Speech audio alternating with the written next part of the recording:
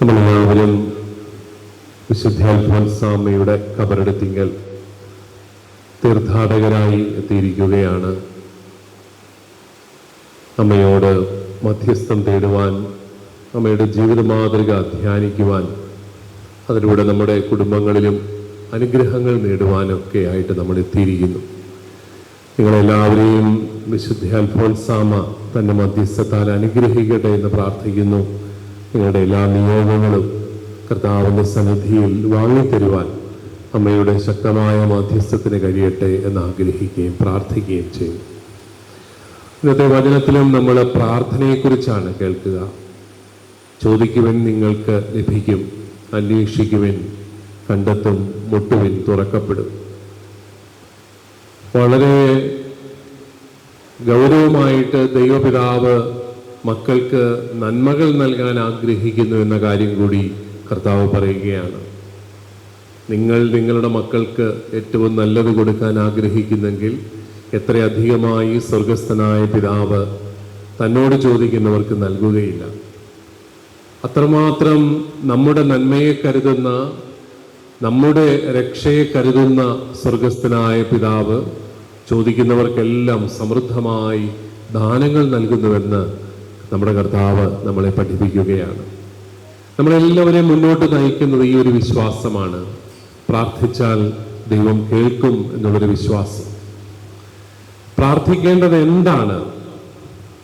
പ്രാർത്ഥിക്കുന്നത്, നമ്മൾ സാധാരണ രീതിയിൽ പ്രാർത്ഥിക്കുന്നതെല്ലാം നമ്മുടെ ജീവിതത്തിൽ നിന്ന് ക്ലേശങ്ങൾ അകന്നു പോകണമേ എന്നും, കുരിശുകൾ മാറ്റിത്തരണമേ എന്നും, ഭൗതികമായ നന്മകൾ നൽകണമേ എന്നുമാണ്. നമുക്കറിയാം, ഇതെല്ലാം നമ്മുടെ കർത്താവ് നൽകാൻ ആഗ്രഹിക്കുന്നത് തന്നെയാണ്. കർത്താവ് തൻ്റെ ജീവിതകാലത്ത് തന്നോട് ചോദിച്ചവർക്ക് രോഗങ്ങളിൽ നിന്ന് സൗഖ്യം നൽകി, പിശാചുകളെ പുറത്താക്കി, അവർക്ക് ബലഹീനരായിട്ടുള്ളവരെ ശക്തിപ്പെടുത്തി. ഇതൊക്കെ അവിടുന്ന് നമുക്കായിട്ട് നൽകുന്ന കാര്യങ്ങൾ തന്നെയാണ്. ചിലപ്പോഴൊക്കെ ഭൗതിക സമൃദ്ധിയും ദൈവാനുഗ്രഹത്തിൻ്റെ അടയാളമായിട്ട് മാറാം. ആ രീതിയിലെല്ലാം ദൈവം നമ്മളെ അനുഗ്രഹിക്കാൻ ആഗ്രഹിക്കുന്നു. പക്ഷെ സുവിശേഷത്തിൽ കർത്താവ് നമുക്കായിട്ട് നൽകുന്ന ഏറ്റവും വലിയ നന്മ എന്താണെന്ന് ചോദിച്ചാൽ അത് ആത്മരക്ഷയാണ്. ആത്മരക്ഷ, നിത്യജീവൻ, അതാണ് സുവിശേഷങ്ങളിൽ കർത്താവ് നമുക്കായിട്ട് വാഗ്ദാനം ചെയ്യുന്ന ഏറ്റവും പ്രധാനപ്പെട്ട കാര്യം. അതിനുവേണ്ടി നമ്മൾ ആഗ്രഹിക്കുന്നുണ്ടോ, പ്രാർത്ഥിക്കുന്നുണ്ടോ എന്നുള്ളതും കൂടെ നമ്മൾ ആത്മശോധനയ്ക്ക് വിഷയമാവണം. നമ്മൾ ലോകം മുഴുവൻ നേടിയാലും നമ്മുടെ ആത്മാവിനെ നഷ്ടപ്പെടുത്തിയാൽ നമുക്ക് ഒരു ഫലവുമില്ല എന്ന് പറഞ്ഞ കർത്താവ് നമ്മളോട് ആവശ്യപ്പെടുന്നതും ഈ ആത്മരക്ഷയ്ക്ക് വേണ്ടി പ്രാർത്ഥിക്കാനാണ്. അതിനുവേണ്ടി നിരന്തരം പ്രാർത്ഥിക്കുന്നവൻ അതനുസരിച്ച് ജീവിച്ചോളും. അങ്ങനെയാകുമ്പോൾ വിശുദ്ധമായ ഒരു ജീവിതം നയിക്കാൻ നമുക്ക് എല്ലാവർക്കും സാധിക്കുകയും ചെയ്യും. അങ്ങനെ നിത്യജീവന് വേണ്ടി ആത്മാർത്ഥമായിട്ട് പ്രാർത്ഥിക്കുന്നവർക്ക് അവിടുന്ന് എത്രയോ ഔദാര്യപൂർവം അവിടുത്തെ ഏറ്റവും വലിയ അനുഗ്രഹമായ രക്ഷ നൽകുന്നു എന്നുള്ളതാണ് നമ്മുടെ കർത്താവ് നമ്മളെ പഠിപ്പിക്കുന്നത്. വിശുദ്ധ അൽഫോൻസാമ്മയുടെ ഏറ്റവും പ്രശസ്തമായ പ്രാർത്ഥന നമുക്കറിയാം. ഓ ദിവ്യ ഈശോയെ, തിരുഹൃദയത്തിലെ മുറിവിൽ എന്നെ മറയ്ക്കണമേ. സ്നേഹിക്കപ്പെടാനും വിലമതിക്കപ്പെടാനുമുള്ള എൻ്റെ ആശയിൽ നിന്നും വിമുക്തയാക്കണമേ. കീർത്തിയും ബഹുമാനവും സമ്പാദിക്കണമെന്നുള്ള ദുഷിച്ച ഉദ്യമത്തിൽ നിന്ന് എന്നെ രക്ഷിക്കണമേ. അങ്ങേ തിരുഹൃദയത്തിലെ സ്നേഹാഗ്നി ജ്വാലയിലെ ഒരംശമാകുന്നത് വരെ എന്നെ എളിമപ്പെടുത്തണമേ എന്ന് തുടങ്ങിയുള്ള മനോഹരമായ ഒരു പ്രാർത്ഥനയുണ്ട് അൽഫോൻസാമ്മയുടേത്. എല്ലാ ദിവസവും അമ്മ പ്രാർത്ഥിച്ചിരുന്ന ഒരു പ്രാർത്ഥനയാണ്. ഒരുപക്ഷെ നമ്മുടെ പ്രാർത്ഥനയും അൽഫോൻസാമ്മയുടെ പ്രാർത്ഥനയും തമ്മിലുള്ളൊരു വ്യത്യാസവും നമുക്ക് ആ പ്രാർത്ഥനയിൽ കാണാം. നമ്മൾ എല്ലാ മുറിവുകളിൽ നിന്നും എല്ലാ വേദനകളിൽ നിന്നും നമ്മളെ രക്ഷിക്കണമേ എന്ന് പ്രാർത്ഥിക്കുമ്പോൾ അൽഫോൻസാമ്മ പ്രാർത്ഥിക്കുന്നത് തിരുഹൃദയത്തിലെ മുറിവിൽ എന്നെ അങ്ങ് മറയ്ക്കണമേ എന്നാണ്.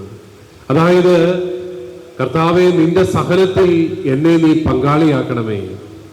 ആ മുറിവിൻ്റെ ആഴങ്ങളിൽ എനിക്കും എത്തിച്ചേരാനായിട്ട് ഇടയാക്കണമേ എന്നുള്ള മനോഹരമായ പ്രാർത്ഥന.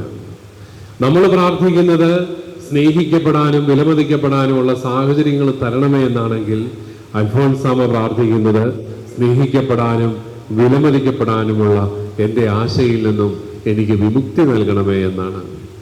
അത് നമുക്ക് എങ്ങനെയാണ് ഉൾക്കൊള്ളാൻ സാധിക്കും? നമുക്കാണെങ്കിൽ കിട്ടുന്ന സ്നേഹമൊന്നും പോരാ. എനിക്ക് വില തരുന്നില്ല എന്നുള്ളതാണ് നമ്മുടെ ഏറ്റവും വലിയ സങ്കടം. എൻ്റെ ഭർത്താവ് എനിക്ക് വില തരുന്നില്ല, ഭാര്യയുടെ മുമ്പിൽ എനിക്ക് ഒരു വിലയില്ല, മക്കളാണെങ്കിൽ എനിക്ക് വില തരുന്നില്ല, നാട്ടുകാരെനിക്ക് വില തരുന്നില്ല. ഇതൊക്കെയാണ് നമ്മുടെ ഏറ്റവും വലിയൊരു ദുഃഖം.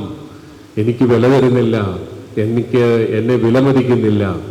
അങ്ങനെ വേദനിച്ച് വിലമതിക്കാൻ ആൾക്കാരെ തരണമേ, സ്നേഹിക്കാൻ ആളെ തരണമേ എന്നും പറഞ്ഞുകൊണ്ട് പ്രാർത്ഥിക്കുന്ന നമ്മളെ ദേഷിക്കുന്നവർക്കെല്ലാം മാനസാന്തരം വരുത്തി സ്നേഹിക്കാനായിട്ട് ഇടയാക്കണമേ എന്ന് നമ്മൾ പ്രാർത്ഥിക്കുമ്പോൾ അൽഫോൻസാമ്മ പ്രാർത്ഥിക്കുന്നത് കുറച്ചും കൂടെ ആഴത്തിലുള്ള ഒരു പ്രാർത്ഥനയാണ്. സ്നേഹിക്കപ്പെടാനും വിലമതിക്കപ്പെടാനുമുള്ള എൻ്റെ ആശയിൽ നിന്നും വിമുക്തയാക്കണമേ എന്ന് പറഞ്ഞാൽ, കർത്താവെ, നിന്റെ സ്നേഹം തിരിച്ചറിയുമ്പോൾ ഈ ഭൗതിക ലോകത്തിൽ സ്നേഹിക്കപ്പെടാനുള്ള ആഗ്രഹങ്ങളിൽ നിന്ന് ഞാൻ വിമുക്തയാകും. അതെനിക്ക് ആന്തരികമായ വലിയൊരു സ്വാതന്ത്ര്യം നൽകും. നമ്മൾ പലപ്പോഴും പ്രാർത്ഥിക്കുന്നത് നമുക്ക് കീർത്തിയും ബഹുമാനവും എല്ലാം ലഭിക്കണമേ എന്നുള്ളതാണ്. അതെങ്ങനെയാണ് ലഭിക്കുന്നത്? അത് കൂടുതൽ സമ്പത്ത് ലഭിക്കുമ്പോൾ നമുക്ക് കീർത്തി ലഭിക്കും, ബഹുമാനം ലഭിക്കും. കൂടുതൽ സ്വാധീനം ലഭിക്കുമ്പോൾ ഇതൊക്കെ ഉണ്ടാവും. സമൂഹത്തിൽ വിലയും നിലയും ഒക്കെ ഉണ്ടാവും. അങ്ങനെ ഭൗതിക നന്മകൾ ലഭിക്കുന്നതിലൂടെ എനിക്ക് കീർത്തിയും ബഹുമാനവും എല്ലാം ലഭിക്കും. പക്ഷെ അൽഫോൻസാമ്മ പ്രാർത്ഥിക്കുന്നത് കീർത്തിയും ബഹുമാനവും സമ്പാദിക്കണമെന്നുള്ള ദുഷിച്ച ഉദ്യമത്തിൽ നിന്ന് എന്നെ രക്ഷിക്കണമേ. വലിയ സ്വാതന്ത്ര്യത്തിലേക്ക്, ആന്തരിക സ്വാതന്ത്ര്യത്തിലേക്ക് നയിക്കണമേ എന്നുള്ള പ്രാർത്ഥനയാണ് അൽഫോൻസാമ്മയുടേത്. നമ്മളൊക്കെ ഈ കീർത്തിയും ബഹുമാനവും തേടി നടന്ന് അവശരായവരാണ് പലപ്പോഴും. നമ്മൾ ആഗ്രഹിക്കുന്നിടത്തോളം കീർത്തിയും ബഹുമാനവും എവിടെ നിന്നെങ്കിലും കിട്ടിയോ? കിട്ടത്തുമില്ല, കിട്ടിയിട്ടുമില്ല. അതാണ് നമ്മുടെ ഒരു പ്രത്യേകത. ഈ ലോക ജീവിതം എപ്പോഴും നമ്മളെ സംതൃപ്തമാക്കുന്ന ഒന്നല്ല, എപ്പോഴും അസംതൃപ്തിയിലേക്ക് നയിക്കുന്നതാണ് ഭൗതിക ജീവിതം. അവിടെ പരിശുദ്ധ അമ്മ പ്രാർത്ഥിക്കുന്നത്, അൽഫോൻസാമ്മ പ്രാർത്ഥിക്കുന്നത് ഈ കീർത്തിയും ബഹുമാനവും സമ്പാദിക്കണമെന്നുള്ള ദുഷിച്ച ഉദ്യമത്തിൽ നിന്ന് എന്നെ രക്ഷിക്കണമേ എന്നാണ്. അതോടൊപ്പം മാനുഷികമായ സ്നേഹം തേടി നടക്കുന്ന അതിനുവേണ്ടി നമ്മൾ കൂടുതലായിട്ട് പ്രാർത്ഥിക്കുമ്പോൾ വിശുദ്ധ അൽഫോൻസാമ്മ പ്രാർത്ഥിക്കുന്നത് അങ്ങേ ദിവ്യ ഹൃദയത്തിലെ സ്നേഹാഗ്നി ജ്വാലയിലെ ഒരു തരി ആകുന്നത് വരെ എന്നെ എളിമപ്പെടുത്തണമേ എന്നാണ്.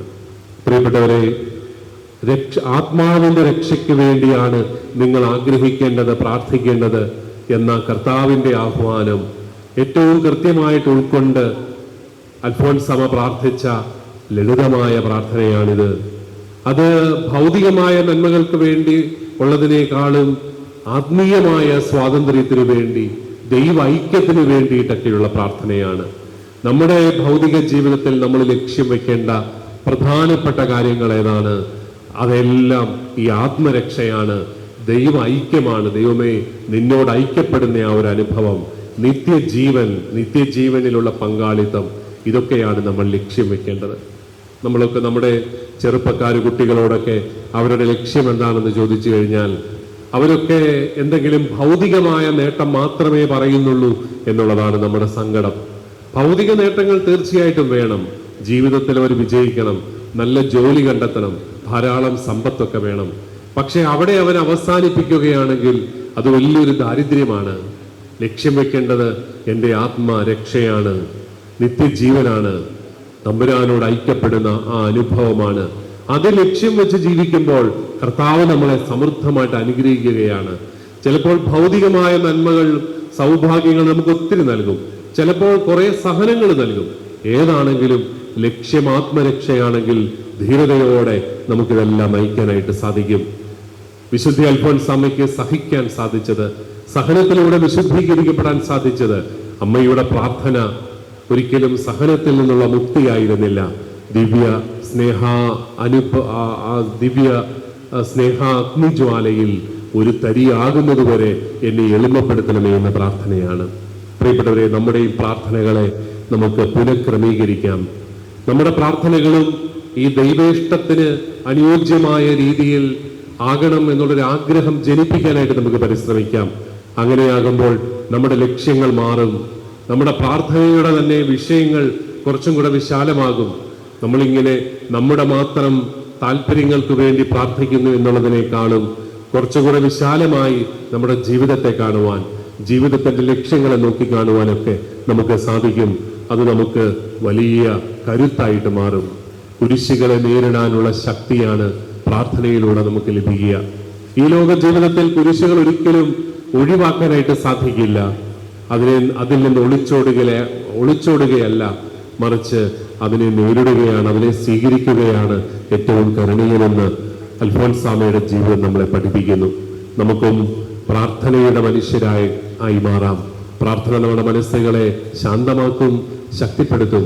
ജീവിതത്തെ നേരിടുവാനും ധീരതയോടെ ജീവിക്കാനുമെല്ലാം നമുക്ക് കരുത്ത് നൽകും. അതിനുള്ള കൃപയ്ക്കായിട്ട് പ്രാർത്ഥിച്ച് അൽഫോൻസാമയുടെ മധ്യസ്ഥം തേടാം. ദൈവം നമ്മളെല്ലാവരെയും സമൃദ്ധമായി അനുഗ്രഹിക്കട്ടെ.